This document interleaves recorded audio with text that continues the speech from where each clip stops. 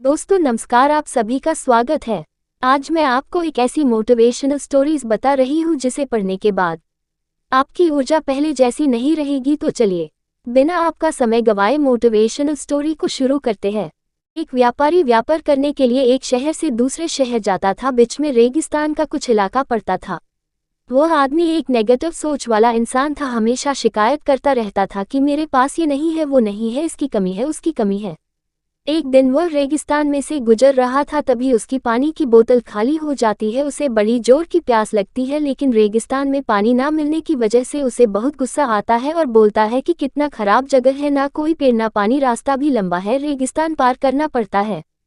तभी आसमान की तरफ देख करके कहता है कि भगवान, ये कैसा जगह बना दी है आपने।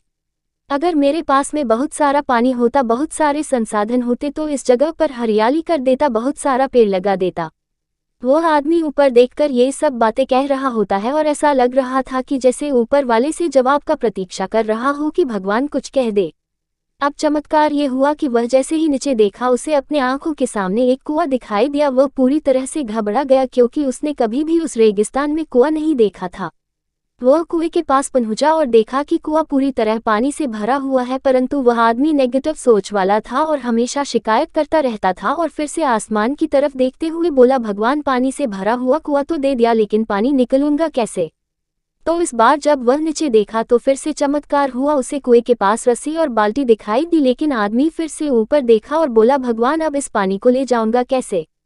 तभी उसको एहसास हुआ जैसे उसके पीछे कोई है। वह पीछे मुड़कर देखा तो एक ऊंट खड़ा हुआ होता है। वह पूरी तरह से घबरा गया, सोचने लगा कि ये तो सच में होने लग रहा है। मैं बातों बातों में कह तो दिया, अब मुझे यहाँ हरियाली करनी पड़ेगी और पेड़ लगाने की जिम्मेदारी लेनी पड़ेगी।